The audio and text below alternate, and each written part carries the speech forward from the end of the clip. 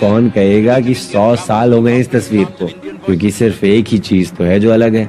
बस लगता है इस ब्लैक एंड व्हाइट तस्वीर में किसी ने थोड़े रंग भर दिए हों।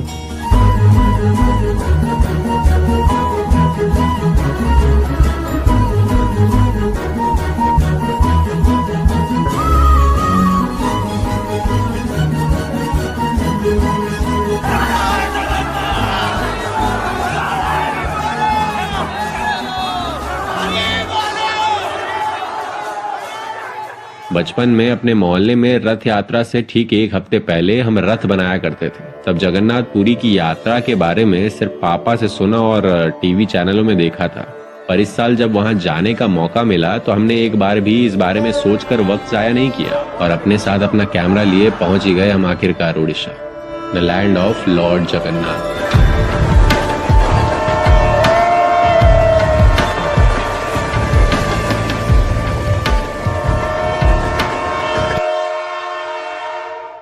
पुरी से लगभग 60 किलोमीटर दूर भुवनेश्वर, जिसे टेम्पल सिटी के नाम से जाना जाता है, यहीं से इस कहानी की शुरुआत होती है।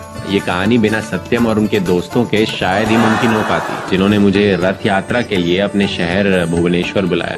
पहले दिन हम पहुंचे शांति स्तूपा। कहा जाता है सम्राट अशोक के कलिंग युद्ध जीतने के बाद दया नदी, जो आज भी यहाँ बहती है, कभी खून से लाल हो गई थी। कलिंग युद्ध ने उन्हें प्रेरित किया कि वे अहिंसा और धर्म का रास्ता अपनाएं और फिर शांति चिन्ह के रूप में स्तूपा की स्थापना हुई। अगले दिन हम जगन्नाथ के शहर पुरी आ पहुंचे, उस महायात्रा को एक्सपीरियंस करने जिसके बारे में हमने सिर्फ आज तक सुना था लोगों से।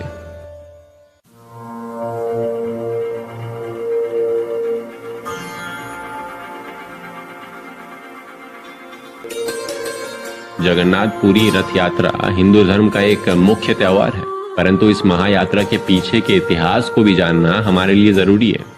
रथ यात्रा के संबंध में कई पौराणिक कथाएं हैं। राजा इंद्रद्युम्न, जिन्होंने जगन्नाथ मंदिर का निर्माण किया था, उनकी पत्नी रानी गुंडीचा से भगवान जगन्नाथ ने वादा किया था कि हर साल वे अपनी भाई बल्लभद्र और बहन सुभद्रा के साथ गुंडीचा मंदिर आएंगे। पौराणिक कथाओं के अनुसार राजा इंद्रद्युम्न को पुरी के समुद्र तट पर एक तैरता हुआ लकड़ी का लट्ठा मिला था और भगवान विश्वकर्मा ने इस दिव्य लकड़ी को आकार दिया। उन्हें कई दिन लगे इसे आकार देने में, परंतु एक दिन रानी गुंडीचा ने मंदिर के दरवाजे मूर्ति बनने से पहले ही खोल दिए और भगवान विश्वकर्मा मूर्तियों को अधूरा छोड़कर गायब हो गए। आज भी जगन्नाथ मंदिर की मूर्तियां ठीक उसी आकार में हैं।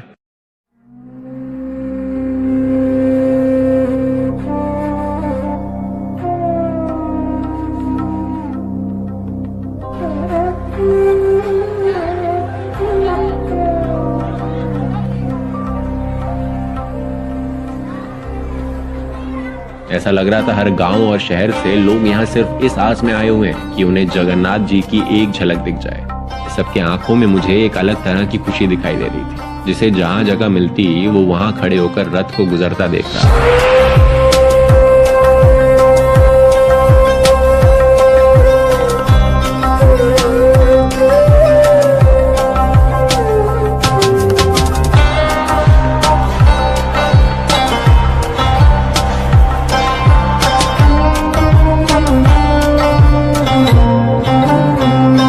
दिन गर्मी बहुत ज्यादा थी तो प्रशासन की तरफ से भी उससे भी लड़ने का उपाय दे रखा था और श्रद्धालु इसका भरपूर रूप में लुत्फ उठाते हुए नजर आए।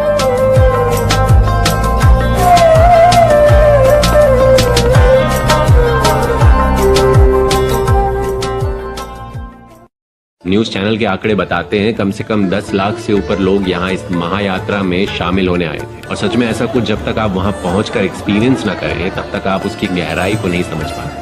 जब आप उस भीड़ को 1000 टन के रथ को खींचते हुए देखते हैं तभी आप लोगों की भक्ति को समझ पाते हैं। जब तपती गर्मी से भी ये भक्त हार नहीं मानते तब इनका जोश हमें नजर आता है। पुरुष, महिलाएं, बच्चे, बूढ़े, हर वर्ग के लोग मुझे अपनी भक्ति में यहाँ लीन नजर आए। कोई शंख बजाकर अपनी भक्ति जाहिर कर रहा है तो कोई इसे अपने कैमरे में कैद कर लेना चाहता है, तो कोई सिर्फ महसूस करना चाहता है इस महायात्रा को।